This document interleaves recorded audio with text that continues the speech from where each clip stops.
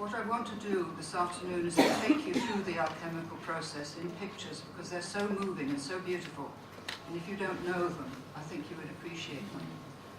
And we've got plenty of time, but it does mean that I need to talk for about an hour. If you get tired, I'll probably pick up the signs, and then we'll have a sort of little break in 5 or so minutes that you can just move around a bit so that you don't get exhausted. And what I also would like to say, that the alchemists, this is about alchemy, the whole thing about sacred marriage with the divine ground. The alchemists worked usually with a feminine partner. They were usually men, but they had a feminine partner, usually a wife or possibly just some kind of person, whom they called a soror mystica. And Ian's kindly written it here on the board. And they themselves, for the woman, was called frater mysticus. So they worked as partners on this great work, so to speak. And Ian, for me, my publisher, has been a frater mysticus. And I've been a soror mystica for him, with this very deep relationship we've had in creating this book and bringing it into manifestation. And without the help of the masculine, the feminine cannot manifest. My book would have just been stored in the basement or something if it hadn't been for the masculine help that I got to bring it into the world. And that's something to remember when you're bringing something into the world, that either you need the masculine thing in yourself if you have a place in the world to help you, or you need the help of a man if you're a woman, and vice versa. But woman is more about connecting with the inner world, and man is more about helping to manifest the inner world in the outer world.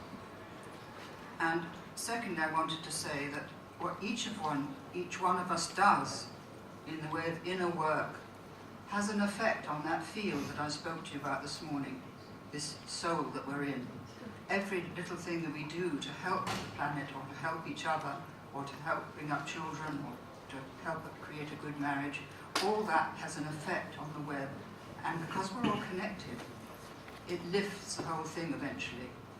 And I'm getting very interesting channel messages from Hawaii which say that we're moving into a new level of vibration, if you like. And I don't know, this man started sending them to me. They're really wonderful, and I forward them to everybody to cheer people up and say that we are moving through this transitional period into a higher level of consciousness, which the cosmos is arranging for us, but we're helping, as it were, by trying to raise our own consciousness. And thirdly, I'd like to say that for men, they've been deeply wounded by this process of separation, even more than women, because they've had to conform, whereas women didn't have to conform so much. They were persecuted if they stuck their heads above the parapet and they burnt at the stake, etc. But they didn't have to actually enter the army, fight, and generally enter into the male ethos of competition and success and so on and so forth. With that did great damage to their souls. I watched my little grandson grow up and how sensitive he is, and to have that child go into the army, or at the age of 7 or whatever, which the Spartans did. They took the child at 7 and gave him back at 18. Can you imagine what that did to the soul of the child? And this has happened over and over again in this era. A little slower, okay. And perhaps the microphone slightly more. Just move the mic. No, down. Down? Just a little. Yeah. Bring it down. Like that? The microphone's like a sort of... Yes. That's better. That's better? Okay. Well, I need to be a little to the side of the microphone too.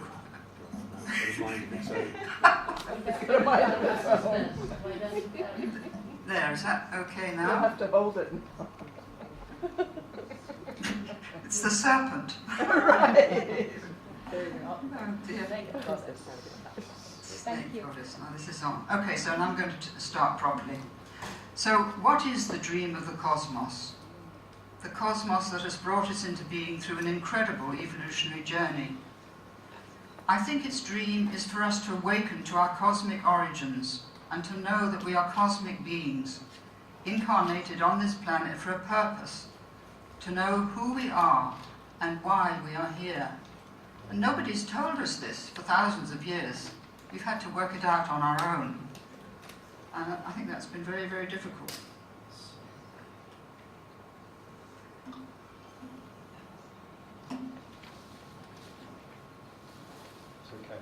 It's okay, it's coming up. So in my talk this morning, I spoke about the first lunar stage in the evolution of consciousness, which was presided over by the Great Mother, and a second solar phase of separation, presided over by the Great Father. And in that second phase, we came to look upon the earth and the God as something separate from ourselves. But now we're entering a third phase, the phase of the reunion of mind and soul, the reunion with the divine ground and the conscious participation in an ensouled universe. And the alchemists call this stage stellar consciousness, after the stars. That's S-T-E-L-L-A-R, stellar consciousness. So this is my attempt to show these three phases. I love doing this technology and working it all out. It's great fun. So I'm going to talk about alchemy and the sacred marriage of the soul with the divine ground, out of which we've evolved. To experience this reunion requires a transformation of our consciousness from base metal into gold, an awakening to the presence and guidance of the indwelling spirit, something that comes into being gradually within us. It's not something that we have to go after in the sense of having a goal. It's a process which happens when we begin to attune ourselves to the depth, the divine ground. I gave talks in Chartres in July, and that's why these images are from Chartres. It's a beautiful image of Christ on the main door of Chartres.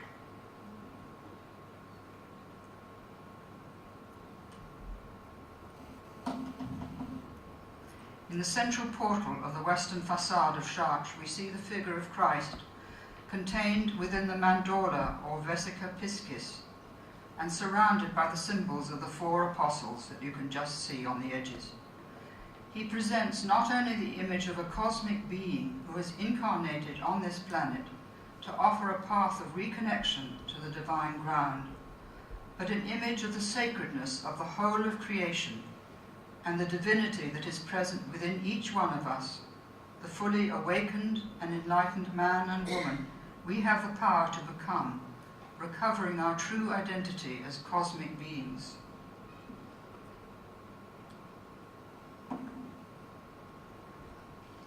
These two images, which I showed this morning, of two of the greatest teachers of humanity, represent the awakened state that is a potential within all of us. In India, the path to the awakened state is called Nagayuna, the path of the serpent, Naga being the word for serpent. This is the path of Kundalini Yoga, which goes back to Vedic times and is many thousands of years old.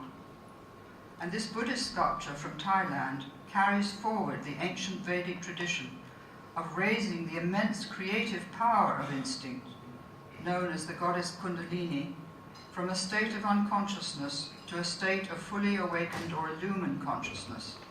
Now, the goddess isn't unconscious, but within us, her being or her essence is in a state of unconsciousness until it begins to awaken. And some people, I have a friend in America who actually was visited by her at the age of 3 and frightened out of his wits. And he called out, "Mama, help!" And she really taught him through his life. He's now in his 60s or 70s. He's a great teacher in America called Edwards. I'll remember his name later. Come back to me.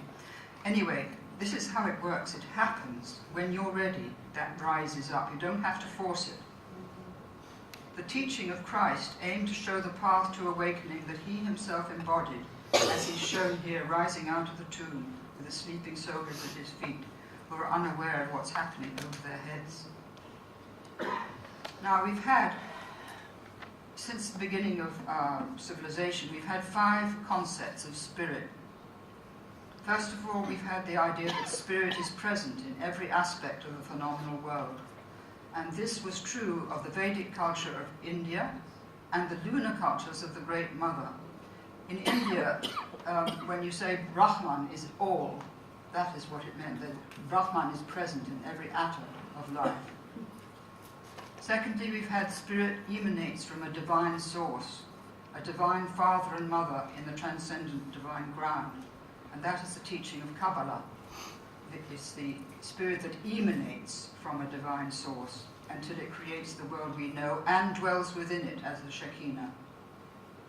Then we have spirit as wholly transcendent, which has been the patriarchal image of God, although there were great mystics who knew that God was present in everything, but it wasn't the way that it was taught to the people in the churches. And now we have the reductionist belief, which spirit does not exist, it's all a load of rubbish, it's outgrown, we don't need it anymore. There's no such thing as soul. Consciousness begins with the physical brain and it ends with the death of the physical brain. And finally, we have what I'm trying to bring through now, the alchemical tradition, that spirit is present in every atom of matter. So that's where we're returning to the understanding of the goddess culture. All is the divine life. Once, long ago, spirit was not outside us, we were within spirit. Spirit was the air we breathed, present within every aspect of life that we experienced. So it's this utterly different perspective on life that we've lost. Yet it still lives deep within our instinctual soul, because we've experienced it. That the body has experienced it and the soul has experienced it. So alchemy kept this alive for us over 4 hours covering it now. Now you can take notes, but I can send you this text if you want, so you can relax if you want to just look at the pictures.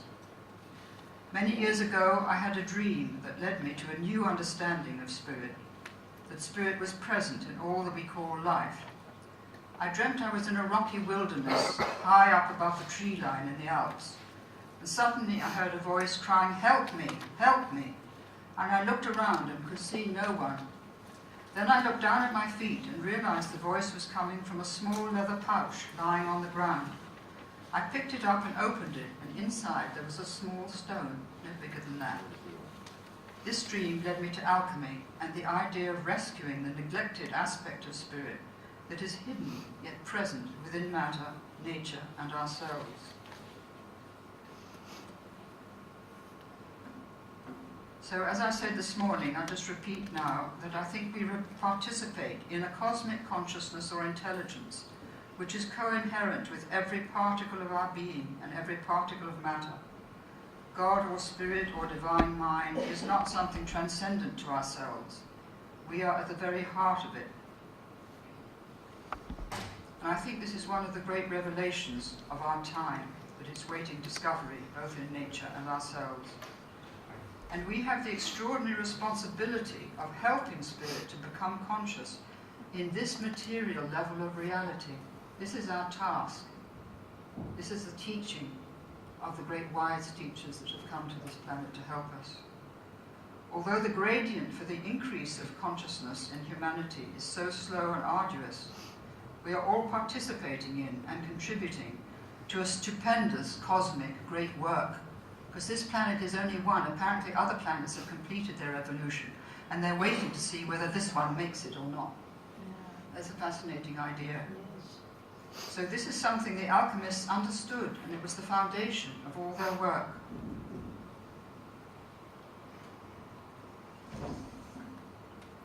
So within manifest life, there is a hidden reality of the highest order. The cosmos calls to us to become aware that we participate in its life, that everything is sacred and connected, that the cosmos has a soul, and that we can learn how to communicate with that soul. There has always been a chain of teachers, known as the Golden Chain, or Catena Aurea, who have transmitted their knowledge and insight from generation to generation over thousands of years. Two great streams of alchemical knowledge, one flowing from Egypt and the other from Persia, Arabia, and Islamic Spain, came together in Europe in the late Middle Ages and the Renaissance. There were some 4,000 alchemists working in Europe between 1200 and 1650, and they created dozens or hundreds of alchemical texts and images. Many Kabbalists were alchemists and vice versa. This image is a Kabbalistic one, where two men are sharing a vision of the higher worlds. In the central circle are the zodiacal signs. Am I going at about the right pace for you? Yeah.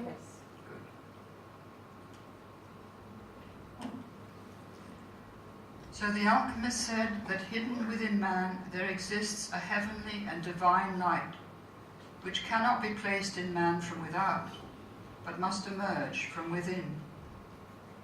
That light is the light of the most subtle level of reality, the divine ground of being that permeates and sustains all other levels, that's permeating and sustaining us at this moment as I speak.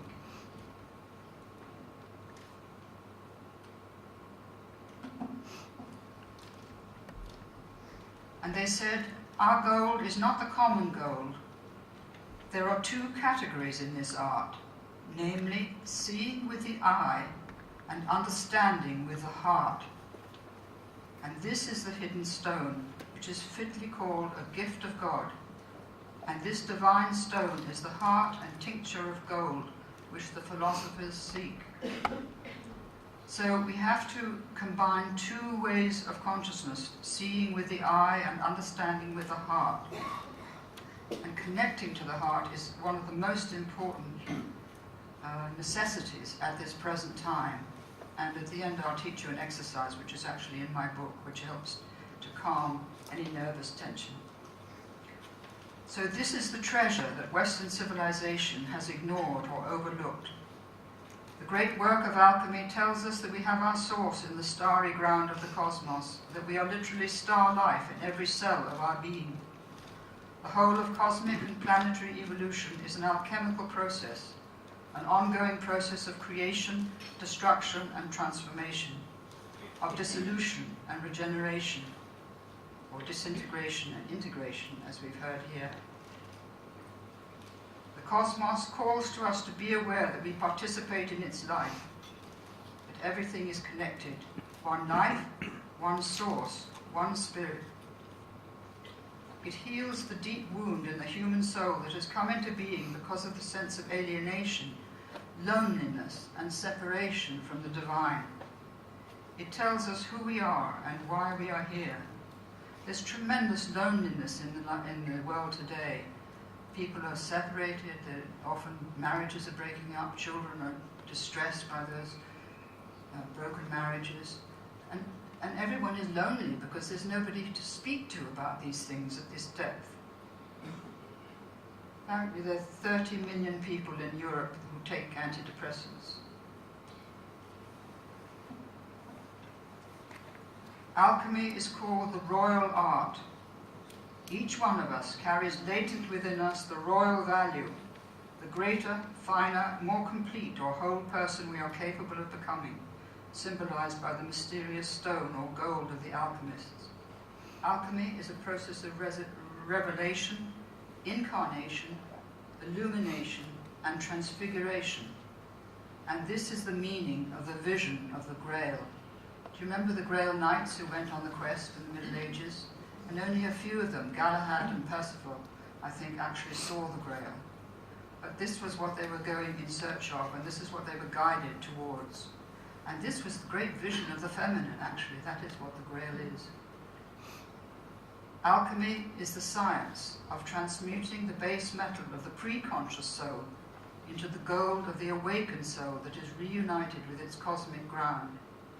The emphasis is on building awareness of and communion with spirit, and creating an incorruptible body of light or subtle body that will hold this relationship beyond the death of the physical body.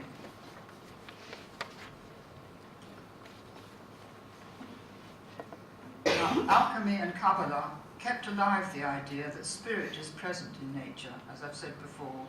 And this is an image of Mercurius, one of the main features of the alchemical tradition, in the sea of the soul, with the words Filius Noster, our son, above it. So this is the other son, the one that's been forgotten, or daughter, because he can take many forms. The origin of Mercurius goes back to Hermes, or the Egyptian Thoth, the guide to the underworld. But he also descends from the Green Man and the dying and resurrected gods of Bronze Age lunar mythology. Mercurius represents that lost aspect of spirit that is hidden in nature. Many alchemical images portray Mercurius or Hermes with the caduceus and its entwined serpents, which suggest a connection to the Kabbalah and the Indian tradition of Kundalini Yoga, where in their ascent, two serpents representing the masculine and feminine principles are entwined around the central channel of the Sushumna.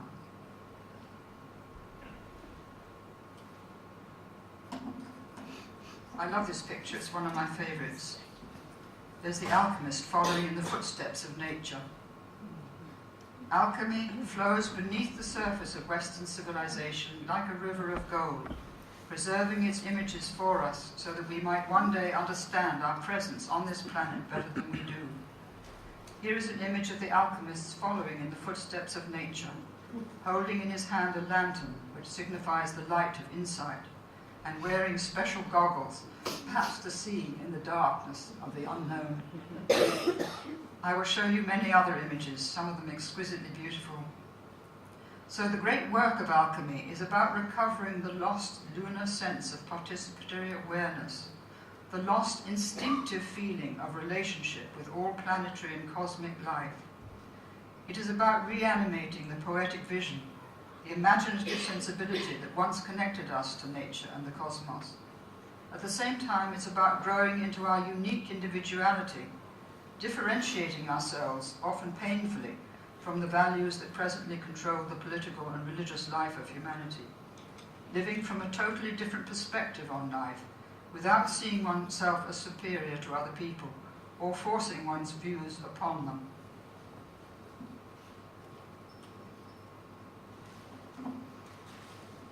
The great work of alchemy is about the relationship between man and the cosmos.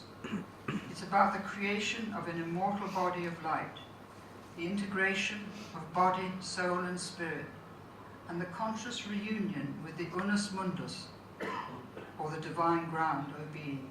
That's what the alchemists call the divine ground, the unus mundus, the one world. There is no doubt that the alchemists had remarkable dreams and visions, possibly assisted by taking hallucinogenic drugs, since they had a knowledge of herbs. I am sure they practiced some form of meditation or contemplation. In paying close attention to these visions and dreams, they kept alive the ancient shamanic traditions of the lunar era, and they saw their work as connecting them to a hidden dimension of reality, engaging in dialogue with it, and being transformed by it. In doing this, they believed they were creating what they called an immortal body, a body of light in which they would live after their death. This is what the Egyptians believed. This was the whole teaching of the Egyptian mysteries about this creation of this body of light. So it's coming back now into our culture. They also believed that life had the intention to evolve and that they could assist this evolution by working with nature, at the same time against nature, because it was against elements but freeing their own consciousness from the dross of habits and beliefs that impeded the unfolding of this evolutionary intention.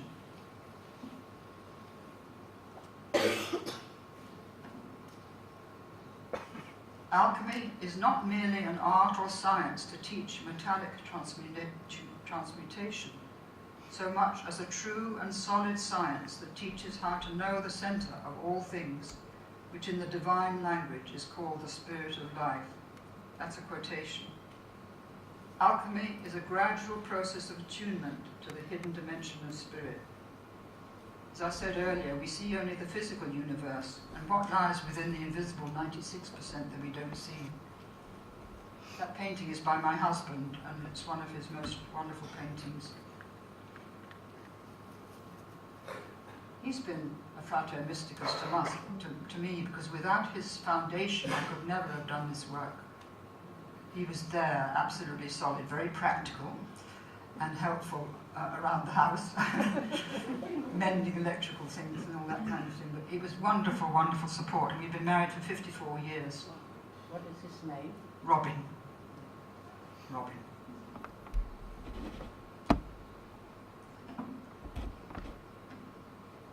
Alchemy through a rainbow bridge between matter and spirit, holding the connection between the seen and the unseen, the above and the below.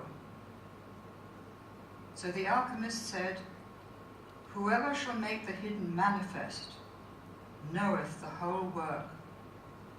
Whoever shall make the hidden manifest knoweth the whole work. So much of what they discovered is coming into consciousness now, at this time of humanity's awakening. And we owe a huge debt to Jung, who really brought the alchemical tradition back into our culture.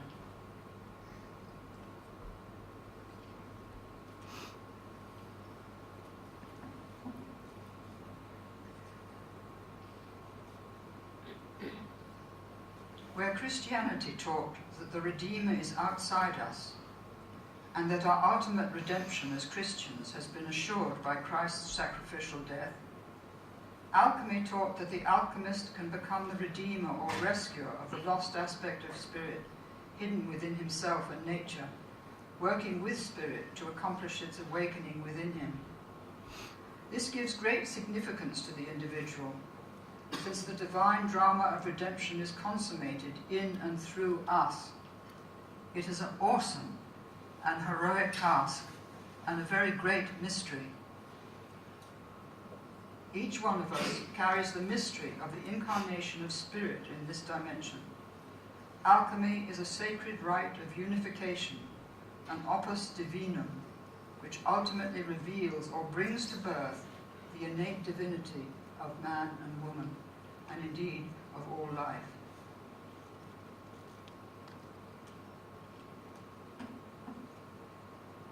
Alchemy gives us the image of a king who has to die in order that his son may rule in his stead.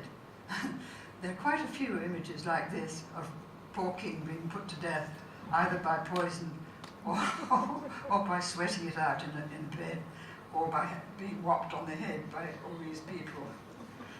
So we can identify the old king, the king who needs to die, with the deficient values, or the incomplete values, perhaps I should say, and belief system that currently rules our culture, and that have ruled it for millennia. But it's nobody's fault, because I can see how difficult it was for people to understand things in a different way. They were taught by their religions that they had to believe. If they didn't, they were either burnt at the stake or crucified, or something dreadful happened to them. So you had to keep quiet, you had to keep your head below the parapet. And you couldn't even talk to your neighbour about these things in case they would betray you to the Inquisition. It was terrible in Europe, I mean, really awful. In relation to the individual, the old king personifies an inflated consciousness that knows nothing of its deeper ground. In that diagram, that triangular diagram I showed you, the little tiny triangle at the top knows nothing about the deeper ground. And we can also identify the old king with an outworn image of spirit that needs to be relinquished in order for a new image to emerge from the depths of the soul. Just as from time to time we have to buy new clothes to replace worn-out ones, so an image of spirit which has long presided over a civilization may need to be discarded in order for spirit to be reborn in a new form. There is a beautiful text that accompanies an image from a book called The Splendor Solis, the most beautiful book, which is in the British Museum. And it says this. I always cry when I read it. I'll see if I cry now. The king's son lies in the depths of the sea as though dead, but he lives and calls from the deep. I'm starting to cry. Whosoever will free me from the waters and lead me to dry land, him will I prosper with everlasting riches. I'm going to read it again because it's so beautiful. The king's son lies in the depths of the sea as though dead, but he lives and calls from the deep. Whosoever will free me from the waters and lead me to dry land, him will I prosper with everlasting riches. And this is the young king who's standing there with the orb and the scepter. So here in the background, spirit is calling out for help. There's the old king in the water behind him. The king's son in the text and in this picture personify the different consciousness and values generated by a deeper communion with Spirit. 2,000 years ago, Jesus was the young king who brought potential renewal to the culture of his time and the possibility of a transformation of the values. 500 years before him, the Buddha did the same for his culture in India. St. Francis was to do the same for 13th century Italy. And in my view, Jung did the same for our culture. Although obviously I wouldn't put him in the same category as Jesus or the Buddha.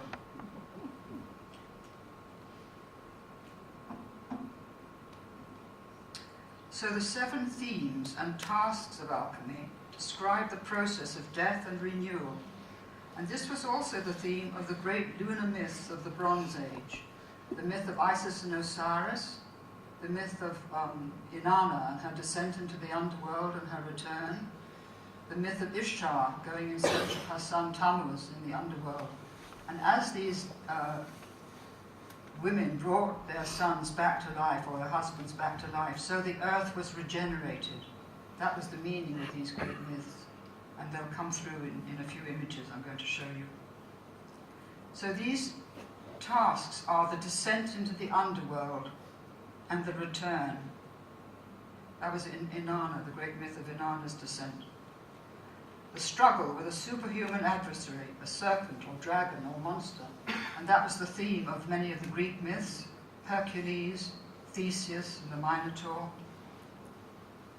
Thirdly, death and rebirth, or regeneration. Death is always followed by rebirth and regeneration. Fourthly, the winning of a priceless treasure, guarded by the dragon, I may say. The dragon can be transformed into the treasure if one makes a relationship with it. Fifthly, transformation. Sixth, the sacred marriage. And finally, the birth of the divine child, the fruit of that union. Now, a woman this morning asked me, she said, "Who is the divine child?" And I said, "You are. We all are, as we give birth to this consciousness."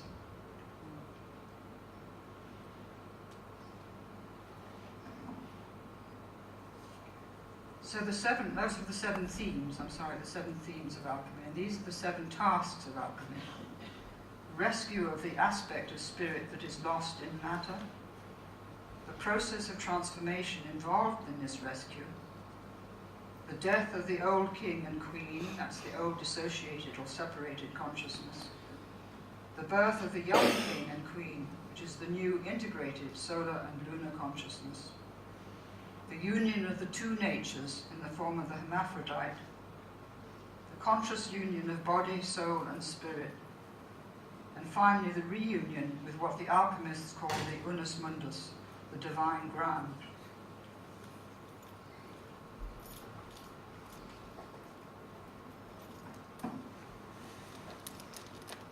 Alchemy sets its supreme quest in the context of a marriage between the solar and lunar aspects of the soul, the fiery gold of the solar masculine element, and the volatile silver of the lunar feminine one.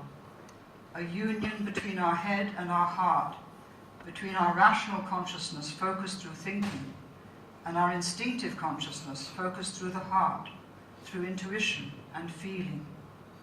This marriage also ultimately unites the invisible dimension of the subtle world with the visible world of our experience. What this whole process amounts to is not only a transformation, but a revelation. As your consciousness changes, as you understand more, which takes time, so it really is a revelation, because you see things in a different way that you never understood before.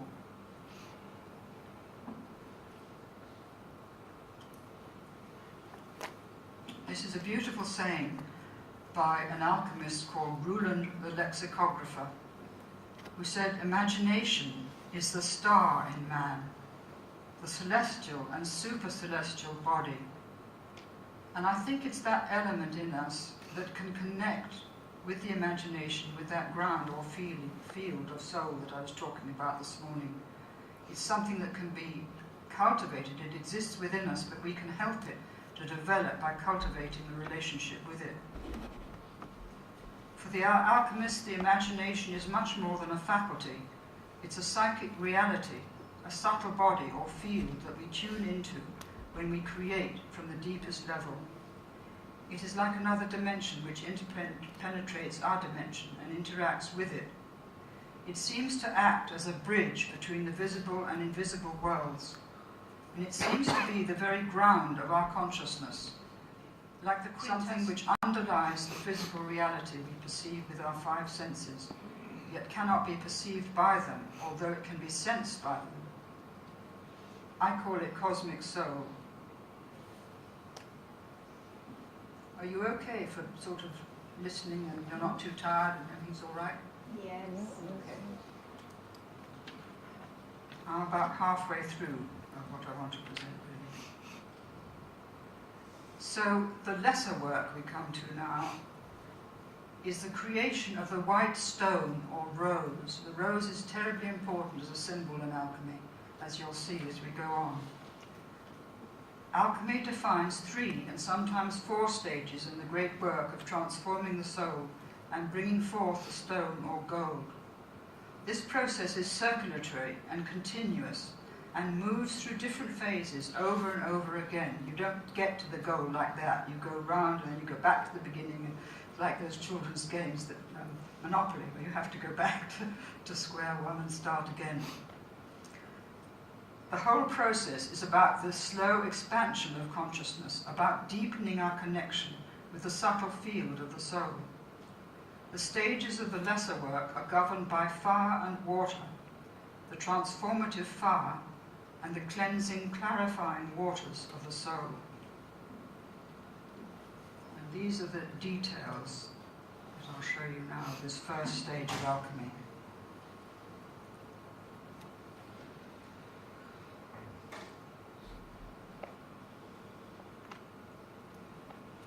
The first stage is about separating the soul from the body. In analysis, it would be becoming aware of the unconscious, the conscious mind becoming aware of the unconscious, which may create a feeling of great panic to begin with, or depression, all kinds of denial, all kinds of symptoms. And they call this phase the Negredo or separatio.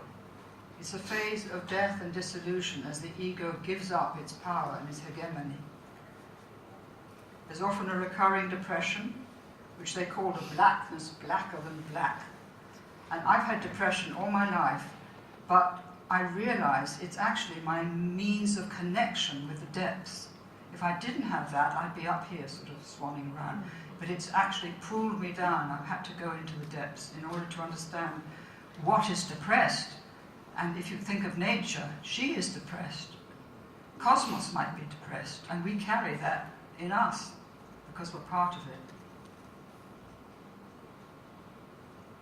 Its symbol was the raven, and during this phase there is the encounter with the dragon, which I talked about this morning. They saw the Negredo or separatio as the state of blind suffering and ignorance before the dawning of awareness. And they called this state the unio naturalis, meaning the state we live in from day to day, responding to events as they happen, where we believe we have control of our lives, but are the victim of events, and the complexes, beliefs, archaic drives, and instinctual habits which control us. In this state, the spirit is not awake, not free, but is the prisoner or victim of all these things. And I may say that the spirit goes through our suffering with us when we suffer a bereavement. It weeps too. It's there with us in all our experiences. So to awaken from this state involves the separation of the conscious and unconscious aspects of the soul that have been bound together in a kind of incestuous union, where the conscious mind or ego that has emerged from the matrix of nature is still unconsciously bound to it. Hasn't got separated really at all, because it's bound by these ancient archaic instincts. So the Negredo is the phase of the ego's dying and death as it gives up its illusion of freedom, supremacy, power, and control, and becomes aware of a deeper dimension of the psyche, which may come as a great shock to it.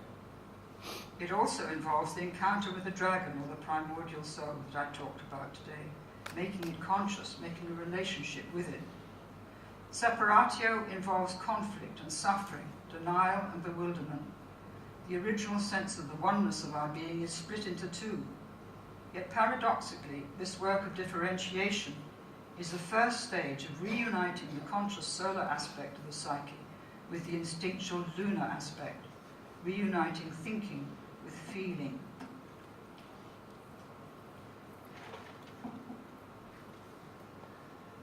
What's that box coming up there, I wonder? Never mind. Now, calcinatio. This is a most unpleasant phase. It's the kind of phase that Bernadette was describing yesterday. I don't know if she's here, but this one and the next one describe what she's been going through. The fire of transformation burns and transforms all the dross in our nature until the unconscious state of fusion with our instincts is transmuted into a higher, more conscious form. The strange male-female form shown here is called the rebus, an intermediate state before the formation of the hermaphrodite. It is an image of what the alchemists call the first conjunctio, when the previous unconscious state is differentiated into two separate yet conjoined unions. Here the rebus is undergoing the burning away of the dross that has covered the gold of the spirit. It's being whitened in the fire and turned to ashes. So fire in this phase is the main agent of transformation. Collectively, humanity in the last century and this one has been through a terrible calcinatio. We have witnessed the images of incineration in the gas ovens of Auschwitz, in the firebombing of Dresden, the obliteration of Hiroshima, death by napalm, depleted uranium and white phosphorus bombs, the ruthless bombing of houses and cities, the horrific fiery destruction of the Twin Towers. Millions of helpless civilians have died in these events, and these sacrificial rituals will persist until we wake up.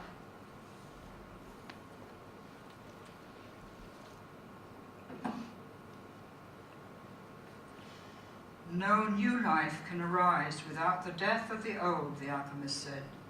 So here we have an image of the descent into the grey or the underworld of the psyche, and the emergence of the transformed initiate.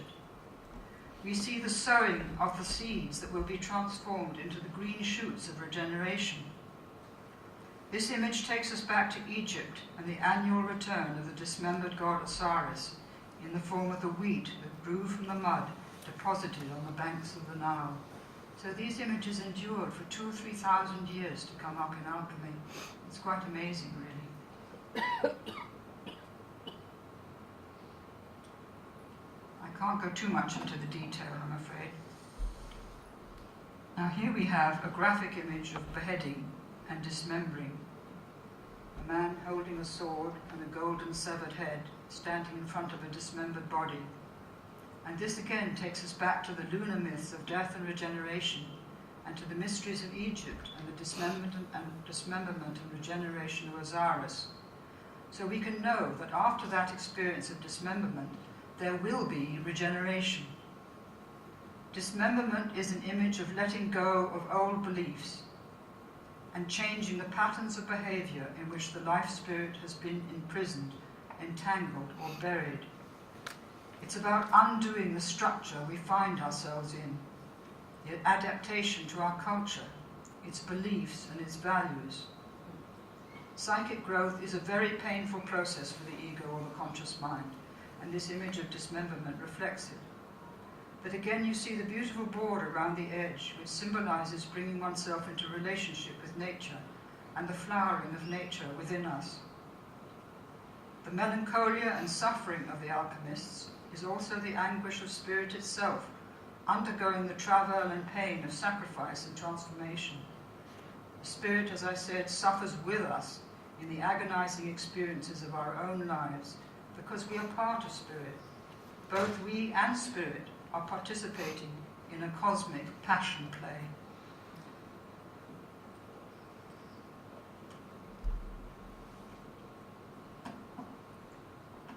Now the second stage is called the albedo, or the solutio, and it's about water. And they said, this divine water makes the dead living and the living dead. It lightens the darkness and darkens the light.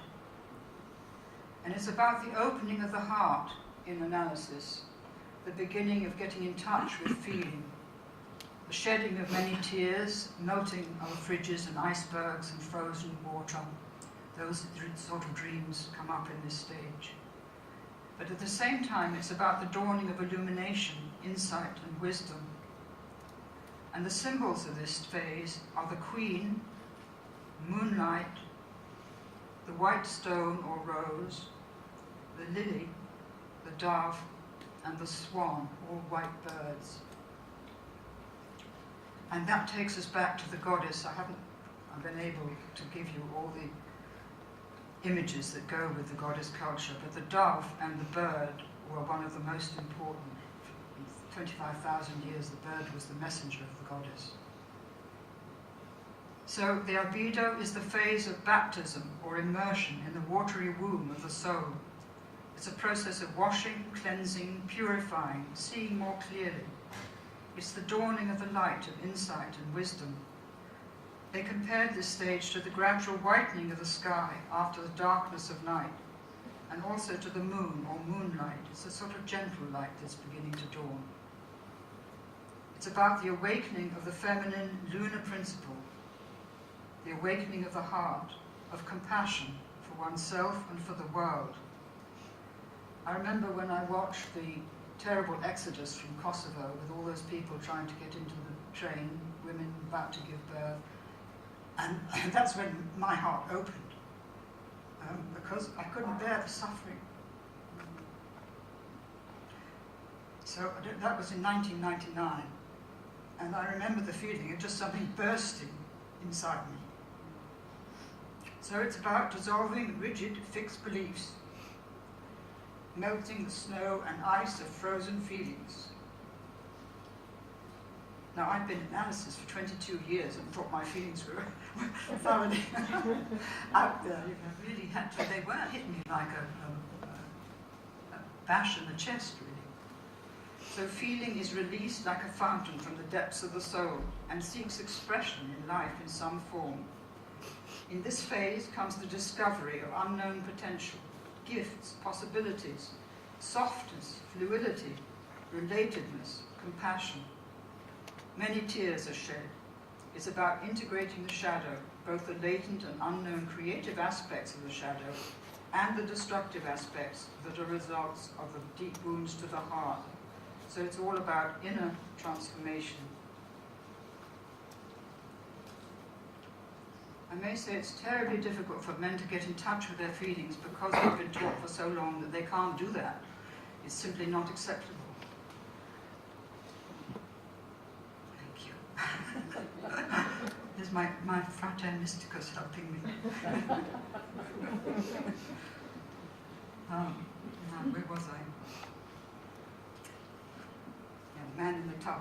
The alchemist sits in a tub while an assistant uses the bellows to increase the fire and the heat.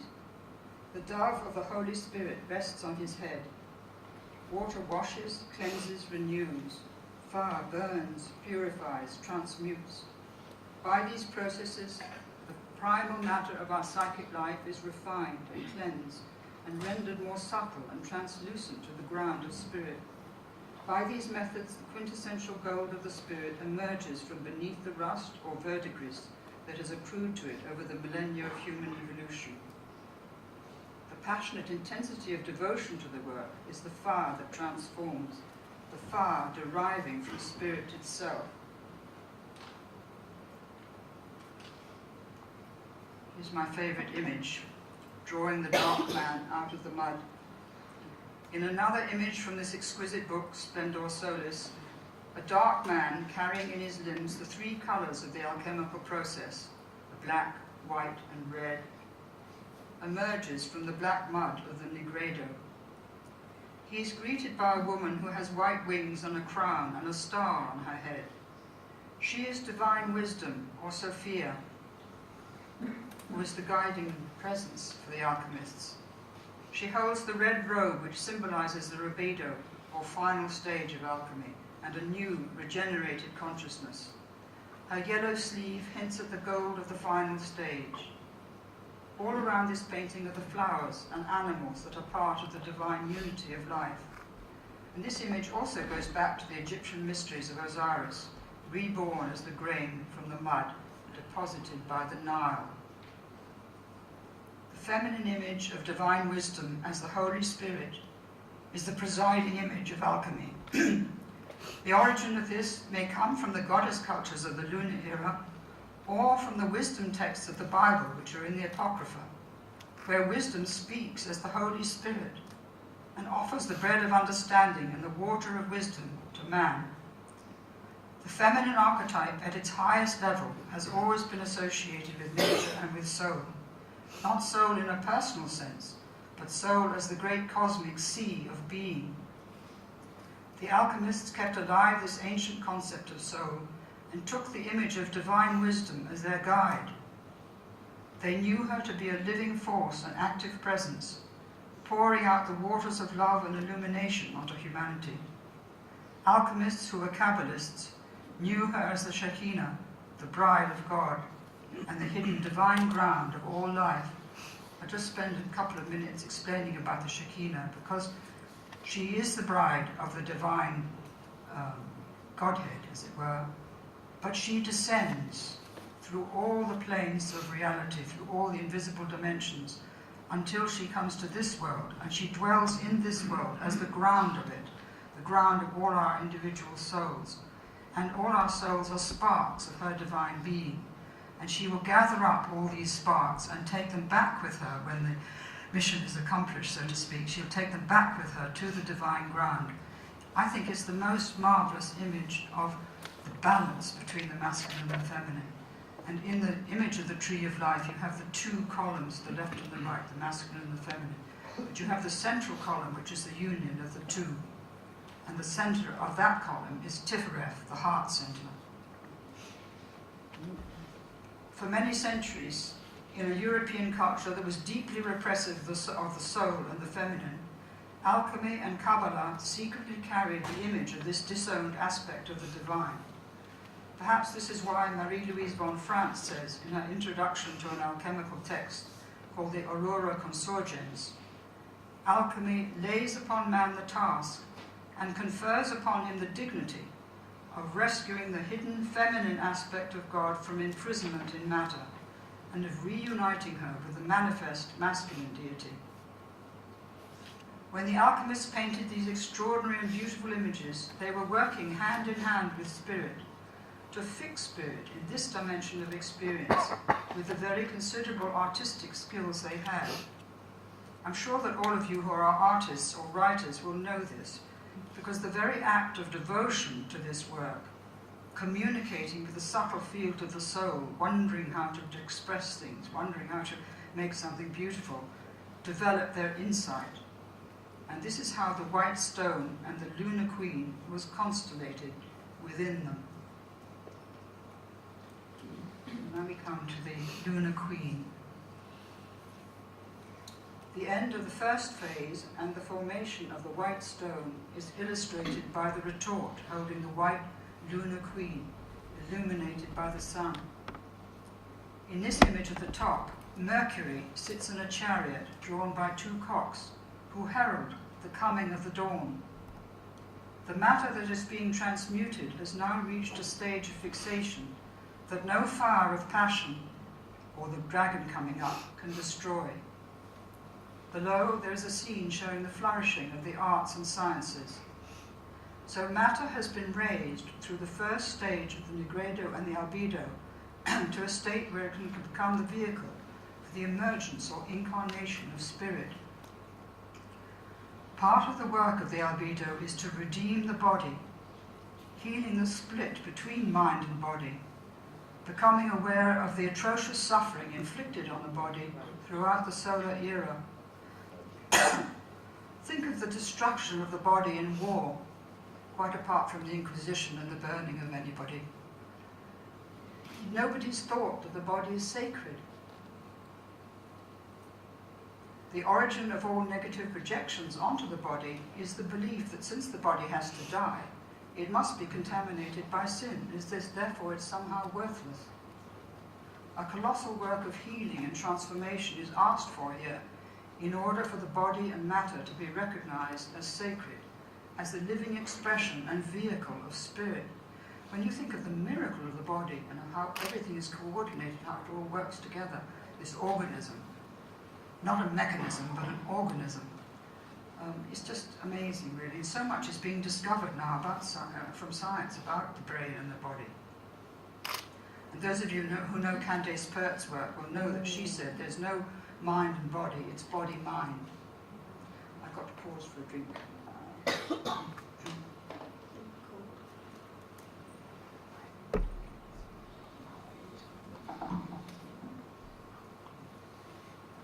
Got about 3 more pages, which will take about a quarter of an hour, I think.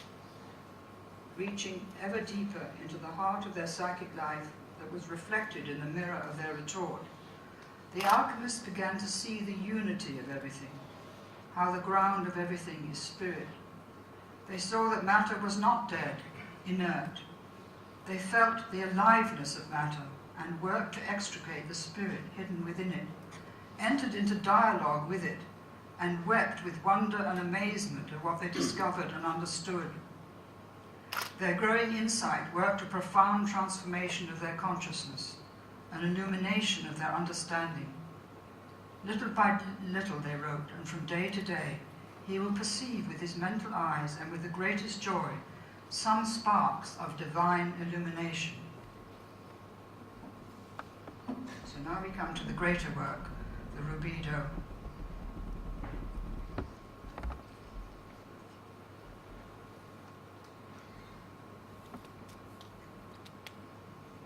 The Rubido is about the creation of an immortal body of light, the integration of body, soul and spirit, and the union with the divine ground.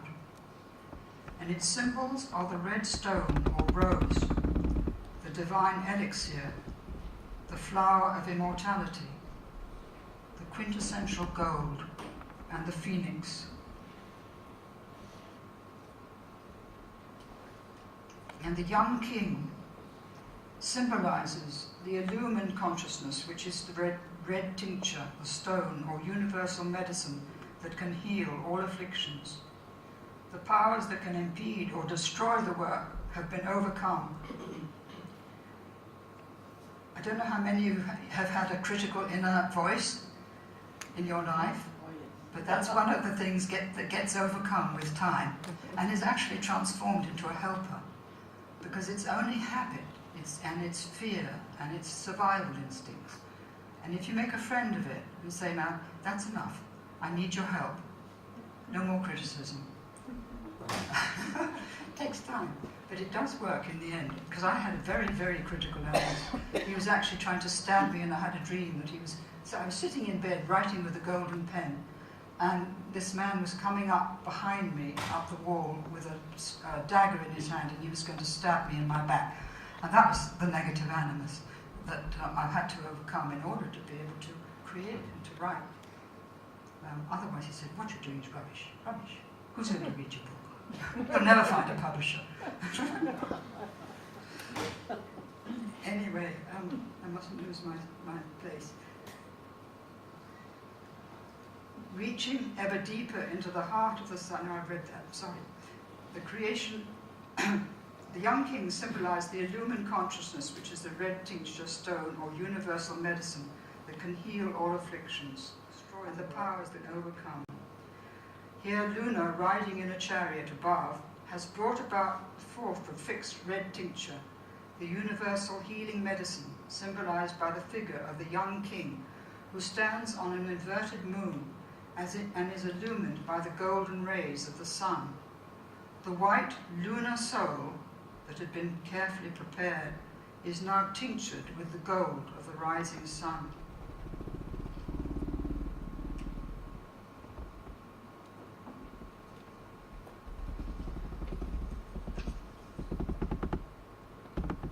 The stages of the Rubido are governed by earth and air, and these are coagulatio, sublimatio, multiplicatio, fixatio, and conjunctio. I would like to go into these later, but not at this present moment. particularly coagulatio and sublimatio, because they're quite important to understand how the psyche works. And they said, "We are tried in the fire and rendered into gold." This final phase is about resurrection and transfiguration. It's about becoming aware of entering the immortal body of light, the starry or celestial body that we may ultimately inhabit after our death. It's about the union of body, soul, and spirit in the rising and full radiance of the sun as the symbol of the divine ground of being. The Rubido signifies the opening of the heart, the release of compassion as a fountain of light flowing towards all life, the earth and each other, and the instinct to heal and nurture, protect and cherish is embodied in action. I've got a quotation from the Dalai Lama, which I'll read you later, about this.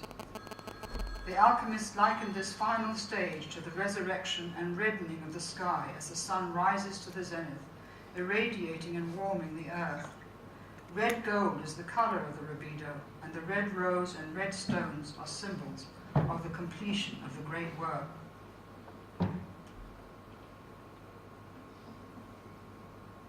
Another primary symbol of the Rubido is the phoenix, new life regenerated from the ashes of the old unconscious life, having passed through the fire of transformation.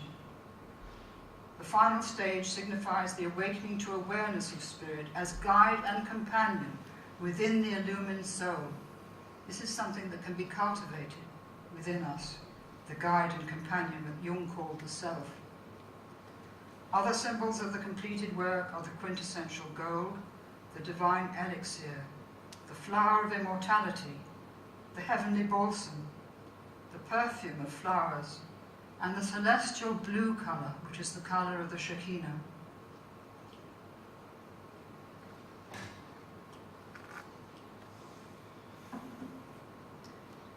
So here, in this beautiful image of hermaphrodite, the soul of the alchemists has brought together the solar and lunar, conscious and unconscious aspects of his being, but also the invisible with the visible dimensions of reality. He's made the connection between these two dimensions. He or she holds an egg that contains the colours of the phases of the process, the black of the Negredo, the white of the albedo, and the red of the Rubido. These are also reflected in the red and white wings and the black body. The man wears a solar halo and the woman a lunar one. And the mirror in the centre reflects the surrounding landscape, which is also the inner landscape of the soul. The landscape within and without the mirror is tinctured with gold.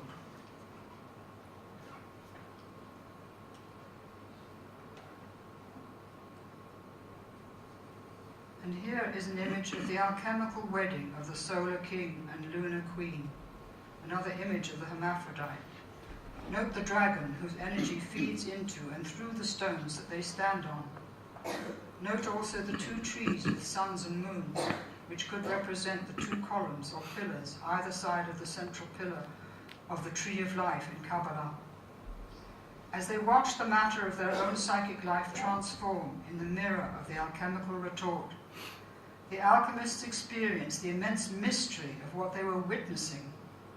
They realized that they were assisting spirit in the evolutionary effort of bringing itself to consciousness over eons of earth time, leading its creation back to the source. They had revealed to them in a gradual process of illumination the innate divinity of nature and all life processes. They saw that one divine spirit was at work in all forms of life and in human consciousness as well, and they sought to bring to birth in themselves the hidden spirit that longed to be rescued from its buried state. This hidden spirit is called the quintessence, by the way. We've had the four fire, water, air, and earth, but the fifth element is the quintessence, and this is the divine spirit within us.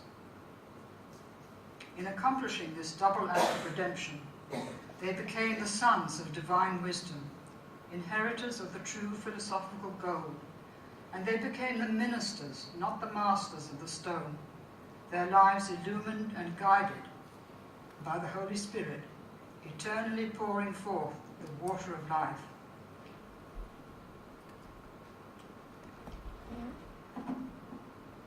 This is a modern painting sent to me by a friend of mine on the internet of an alchemical wedding with a woman and a man who represent the lunar and solar energies of the cosmos holding the chalice of the Grail. Alchemy is the Western tradition of inner psychic transformation. It is a feminine mystery, a mystery of the soul. The symbols yield their secret to those who contemplate them. The process of transformation is unique for each one of us, yet intrinsically the same for all.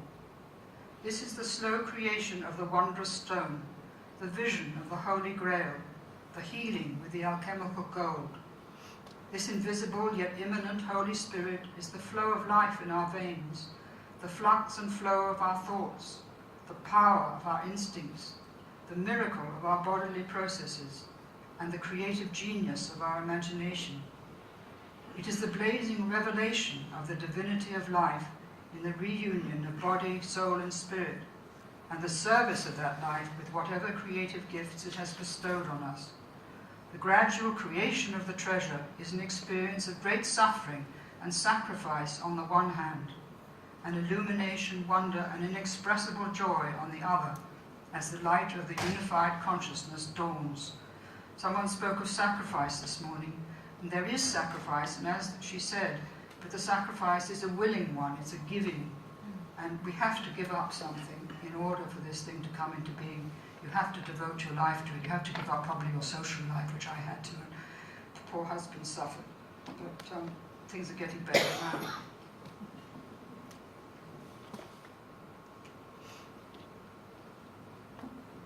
Now, this is a very beautiful quotation, which I have another Frate Mysticus in Glasgow, of all places. He's an alchemist, and he sends me the most marvelous things that he finds or knows about, and he sent me this. In alchemy, the white and the red rose are well-known symbols for the lunar and the solar tincture, from which the precious rose-colored blood of the Christ lapis flows. And the Shekinah, the brilliance of celestial wisdom on earth, is understood in the image of the rose. And the collection of honey stands for the common inheritance of esoteric knowledge. I didn't know that about the honey.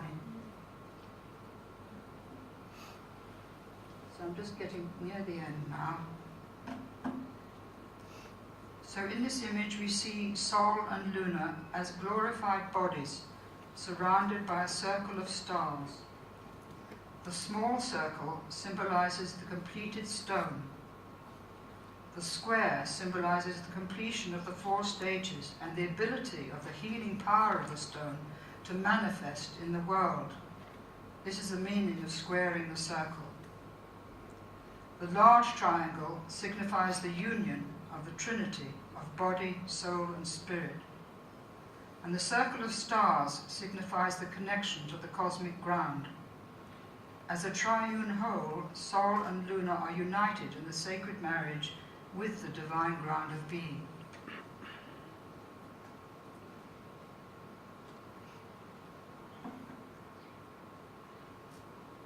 So the final stage of alchemy and the completion of the great work gives rise to a state of consciousness that unites the solar and lunar ways of knowing in a third state that the alchemists called stellar consciousness. Stellar consciousness is about conscious participation in an ensouled cosmos, and the Egyptian alchemists called this state living in truth. In the view of the alchemists, we are all treading the path of return to the stars. This image suggests, I think, that we can learn how to live in a state of expanded consciousness, holding awareness of this dimension of reality on the one hand, but also awareness of the invisible dimensions that interpenetrate this one. If we stay in the middle, as that circle suggests with the heart in it, holding the awareness, holding the connection, this will help us to grow and understand the role that we play in life.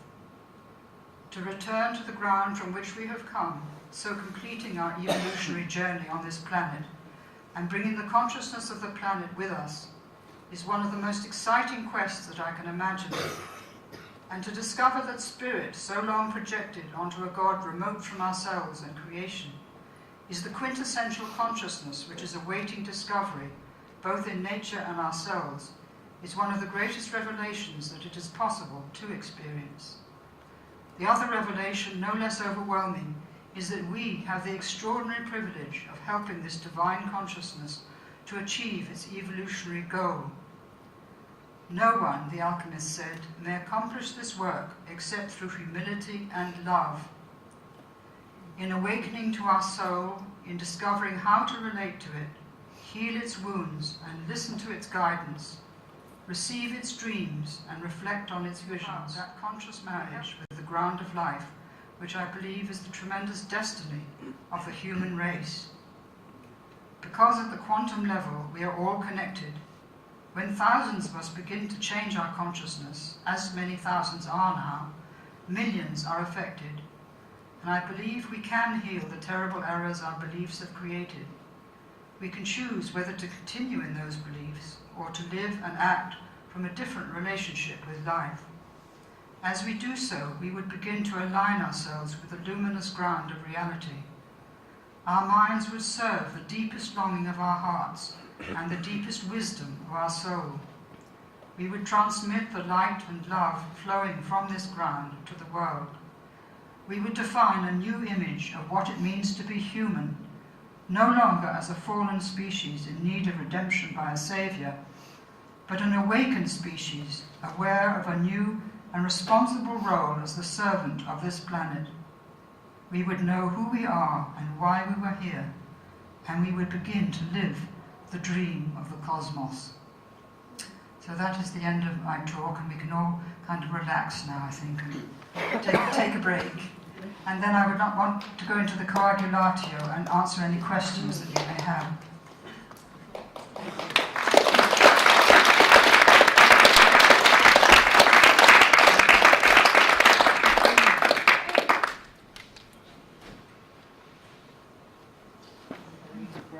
Need a break. I'm going to get on from this thing and I can stand. Stand up and move. My feet have gone to sleep. But really, he is the companion. He ought to be, as a frater mysticus, he ought to be here showing the physical process, which he just gave us a glimpse of this morning. But obviously, that was a very important part of the work, because what was going on in the crucible reflected what was the psychic state of the alchemist. And the alchemist could observe where he needed perhaps to do more meditation, more reflection, more work on creating the stone inside himself so it would manifest in the crucible. Is that right? Yes. Yeah? Okay, so I think that's very important, and I'm sorry I had to leave it out, but I don't know enough about it to speak about it, but I think it's important. I just thought I would speak a bit about the two phases, sublimate the body and coagulate the spirit, in the sense of the psyche and the psychological process, because sublimating the body is really bringing the body into consciousness, which a lot of people are doing with body work, and, as I say, honouring the body, lifting it from the depths which it's descended to, and making it something extraordinary, really, and listening to it in the sense that earlier, the Swiss gentleman, I can't remember his name, it slipped my mind. Can anybody tell me? Ralph, that's right. Ralph was explaining in his seminar on Parmenides that the teaching of Parmenides was really to make the senses much more conscious, so that we are aware in the moment of what we're experiencing through our senses. And this is very important teaching, and it was very helpful to me personally, that. So this would be part of sublimating the body, the sensory experience, as something vitally important, because the body has carried this cosmic and earth experience for 4.5 billion years on the planet anyway. It knows everything, really. And if we listen to its awareness, intuitive insights will arise, as they do with Ian. He's always getting wonderful synchronicities and insights. And that's part of sublimating the body, developing the intuition as well. And coagulating the spirit, this is something I had a wonderful teacher called Barbara Summers who taught me alchemy, and she said when I was training to be an analyst, and she said the creation of the new consciousness can be compared to the transformation of grapes into wine, or the churning of milk into butter, or turning wheat into bread. I don't know if any of you watch MasterChef, but you can see how those young chefs are transformed from total idiots who can't do anything, not even boil an egg, into something really sublime. And they discover what they're capable of doing, and it's really quite wonderful. So within us, there is a master chef who is the self, and that master chef sets us to work in our kitchen, blending all the ingredients, both in a physical sense if you're a cook and a psychological sense if you're a therapist. I think that's a lovely metaphor, really. So anyone who has a passionate devotion to some form of creative work or work trying to help the world, or who has brought up a child or cared for a grandchild, will know what I mean. This is coagulatio. It's heavy, difficult, long work. It needs concentration, commitment, years of commitment, and love. And you extract the quintessence when you see that child, as I've seen my grandchild. I used to bath him when he was a baby and everything. He's now 19 and 6'3" tall. And it's just amazing to see that alchemical transformation in that child. And I have contributed to it. And it's just a wonderful feeling, really. So coagulatio can be the stage when one feels the heaviness of being fixed in a life situation that can't be changed. It may involve many years of patient acceptance. It's really accepting the difficulties of being incarnated in matter. One has to wait for the seeds to sprout and grow. I would say it applies particularly to the years 50 to 80. People may come close to death in this phase. The body is receiving the higher, finer vibration of spirit, and assimilating this takes time. There can be a great weariness and discouragement, particularly as the body grows weaker with age. Regret and sorrow that life is coming to an end, or that one's work cannot be finished. It could be caring for an elderly parent, having a child return home after a disastrous marriage, looking after grandchildren, or enduring an illness or supporting someone who is ill. So it's really doing all that while retaining or remembering the work of what you're doing, and so that you value what you're doing, and you see that you're actually helping something else to evolve while you're doing this work. But it's also about applying passion and love to creative work of some kind, developing a talent or a project that takes years to mature, such as writing a book like mine, which took 20 years. So it's about bringing down to the level of everyday life everything that one has learned. Insight or intuition has to be brought down to the level of the body, where the body can express it. And this meeting with the Dalai Lama, someone asked him what was the most important kind of meditation. And his answer surprised everyone there. He said the most important meditation is critical thinking followed by action. By critical thinking, he meant inform yourself of what is going on in the world, see what moves us forward and what holds us back, then translate your insights into action, and infuse all your actions with compassion and kindness. And that, I think, is a wonderful thing. You don't really have to... I've done very little meditation in my life, but I have done a lot of thinking and contemplating. And I think that can be not exactly a substitute, but an alternative. But I love that thing from the Dalai Lama. So now I think I've said enough, and I'd like to take your questions and whatever you want to talk about. I might sit down here, but you may not hear me then. No, It's okay. You sit. Please sit. You will hear? Yeah? Yes. Okay, I can shout, but anyway, it's your voice I want to hear. Not mine.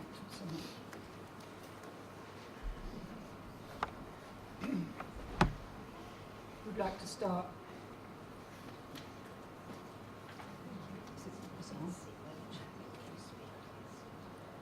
Can you hear me? No. No. Closer. Right up like this? No, it's not on. It's not open yet.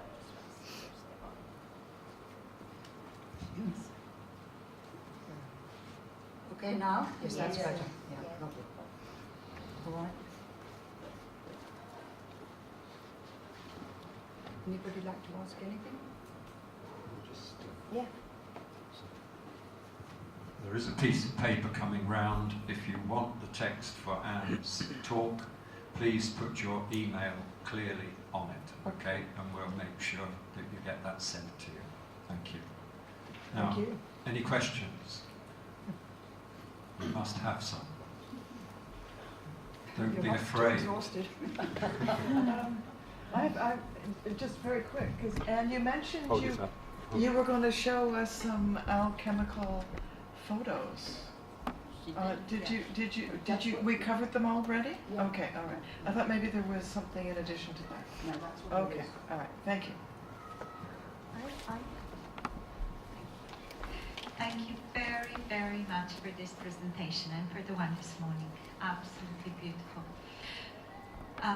I work as a psychotherapist, and although I may be aware of these stages of transformative process, and I've got to some extent words for them, and kind of so on, but my clients don't. And I don't know, particularly one I have in mind, he is more of a military man who has come into therapy because his body kind of collapsed. And I've been thinking a lot how to approach this whole subject of transformation for him, I mean, in a way that he would understand. So I just wondered, could you add something onto this? Thank you.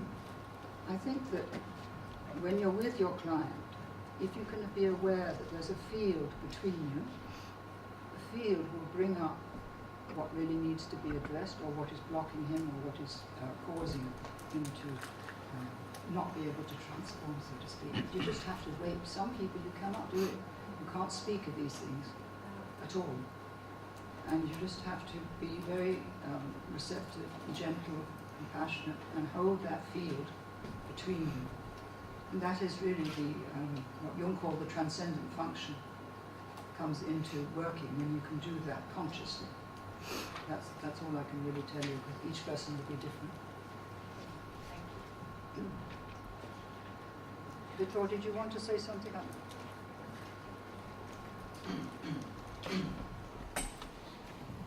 Well, this is more a comment than a question, because I really want to congratulate you, not just but by the general beauty, formal beauty of your presentation, but because of the rendering of the symbolics of alchemy. It's extremely important, also for guiding even the operative physical processes when we go for it, and it helps really on that too. And because this is like if we try to understand some of it, it's like a forest of symbols, and really articulate it in this way is precious. So I'm mostly thanking you for that.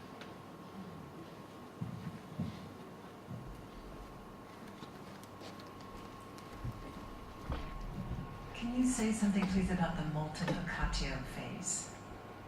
You mentioned it, but we didn't have time to talk about it. I think it's associated with the spreading out of the peacock's tail and with its multiple eyes. I think it's when you begin to see things in depth and in breadth. And it also may be a manifestation of talents that you didn't know you had. You know, the creative gifts in you can come forth in ways that you'd never imagined that they could. I think it's about that, but it's probably much deeper than that. But that's the way I understand it. But I like the idea of the peacock's eyes flaming out.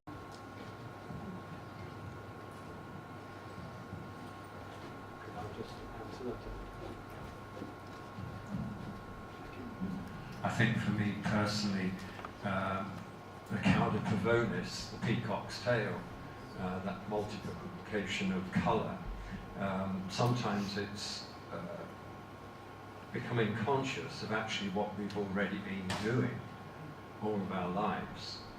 And for me, being a creative person since childhood, against many forces, people trying to put down what I was doing, you can't earn a living that way, and all of these sort of things.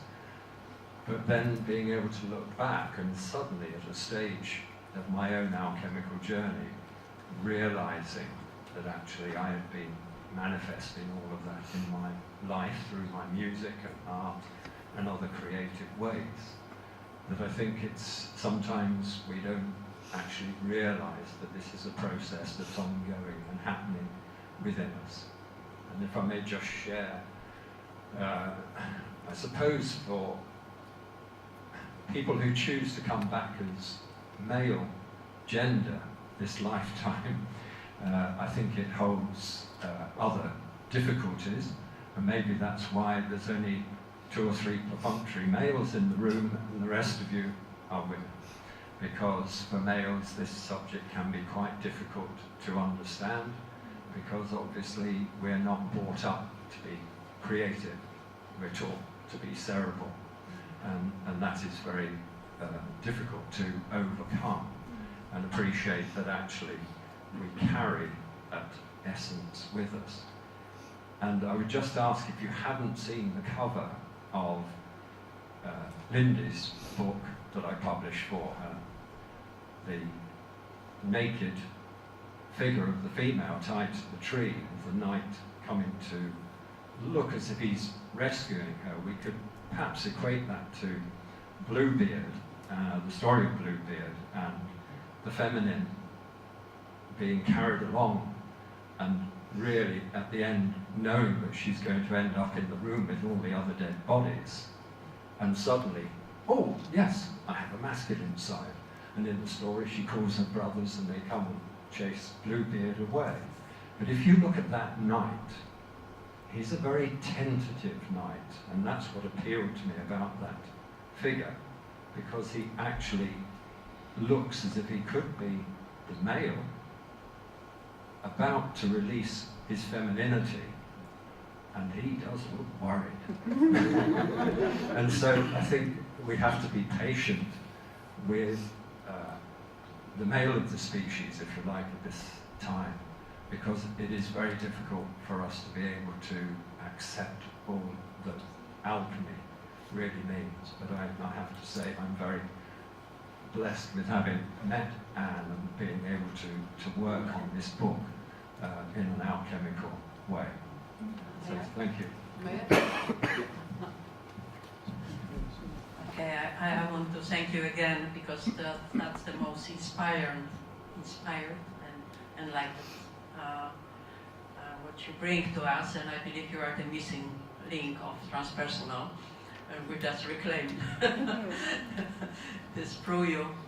And I don't have like ready articulate question, but I wonder about how to refer it, what you say to our times, and you refer it to the times, but especially, when you were talking about the old king who has to die, and this, you can say, the king of greed, or the king of values we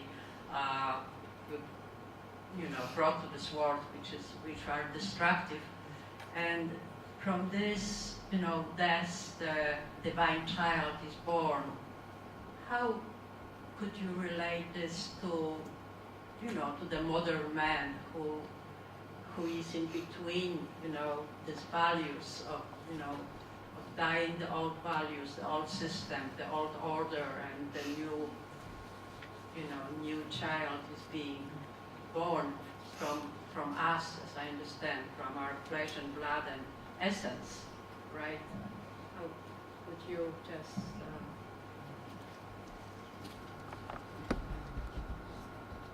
It's difficult to answer that, but I think we can see that there is a process of disintegration going on in the world. It's very frightening for a lot of people.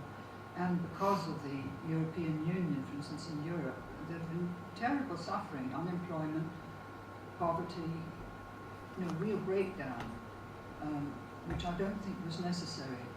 But anyway, people having to go through it. So, and I think that it's perhaps beginning to dawn on a lot of men who are managing this situation that something's missing. Why isn't it working? that would be a question. What have we done that isn't doing what it should do, sort of thing? Why aren't we getting results? Why aren't we getting growth, perpetual growth? That's one of the things that's stopping, particularly in Europe. And so that would be a hesitation coming in. Meanwhile, underneath, I don't know if you've read a book called Blessed Unrest by Paul Hawken. Has anybody read it? Well, I would recommend it to people because he found that there are 1 million NGOs, individuals all over the world, like this net of Indra, little sparks of the net of Indra, connecting up with each other and doing all kinds of work, work with therapeutic work, or work helping people in Africa, or helping the poor in Bosnia, or children in orphanages, or whatever. Anyway, thousands of different kinds of work are going on. We don't hear about them because the media isn't so interested in reporting the really positive things. So there's huge element going on, and also there are organizations like Avaz, which send, they now have 30 million members. It's a lot, they're moving up all the time. They send things for people to sign, internet, I sign all the time, practically every day something. So that is something completely new, there's communion through the internet, communication through the internet, and that's gradually mobilizing people who do know something is wrong and who know what politicians should be doing. For instance, with that child, the Spanish child that was whisked away from an English hospital to Spain, there was such an outcry about that, so many petitions, that something had to be done. So the Prime Minister said, no, this child must be allowed to be where it is with its parents, and immediately reunite the parents with the child. Something that was absolute common sense, but got tangled up with bureaucratic red tape, so to speak. So that sort of thing. There is a collective consciousness being built up now of righting wrongs, and I think that's very positive. It's something new because of the internet. And also there are all kinds of seminars going on, teaching things. The Shift in America has a huge following and has very wonderful talks and lectures. America is very much more awake than we are in Europe, I think. Did you want to ask some questions? Marching.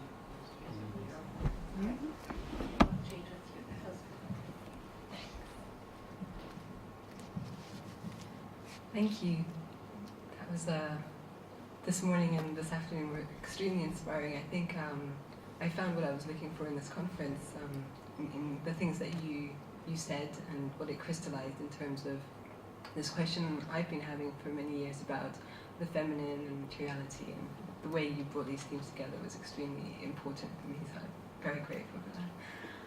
I'm a cultural anthropologist and I work on menstruation, and I collected over 100 testimonies of women's experiences with their menstrual cycle and examined the sort of biomedical reaction to that, which is to suppress it, to use hormones to sedate women and to stop the cycle, which is what's happening when women use the pill. And a lot of the stories I encountered were about women's difficulties with the cyclical nature, the death regeneration aspects of the menstrual cycle, and a lot of them recounted dreams or pain, or this sort of cyclical process, which is very similar to the sort of transformative kind of potential. There's a lot of mythological connections to this, and I just wondered if you could comment on that from your position as studying alchemy as a therapist, on how you see the importance of the womb and of the menstrual cycle in spiritual development and in sort of healing.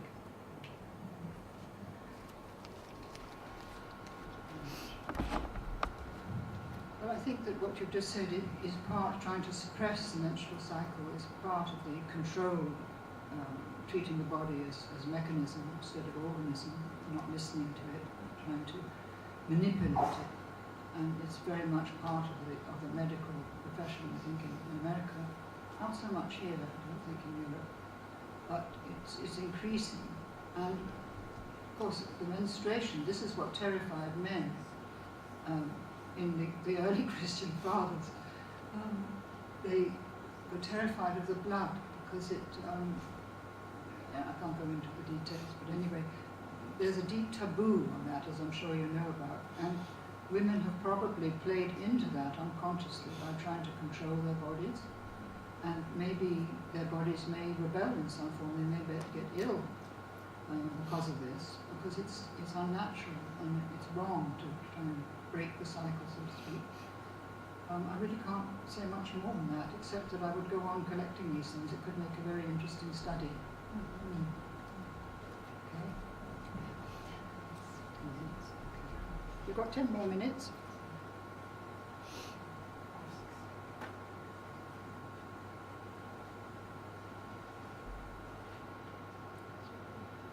Anybody? Final question? Well, let's stop there then. Thank you all very much. I think it's been lovely for me. And I think this is where psychotherapy could go deeper and could take in another dimension. But you can't talk about it. You have to just hold it ready for it. And certainly when I had my dream, I had a dream of a cosmic woman when I was about 45 in analysis with Gerhard Adler's wife. And she said, don't talk about this to anyone, just keep it to yourself. And I didn't tell anybody, not even my husband or my friend Jules Cashford. I kept it to myself until I finally understood what it was about, maybe 20 years later. And so sometimes in therapy one has to just hold things, not explain, not teach, but just wait. Okay, thank you.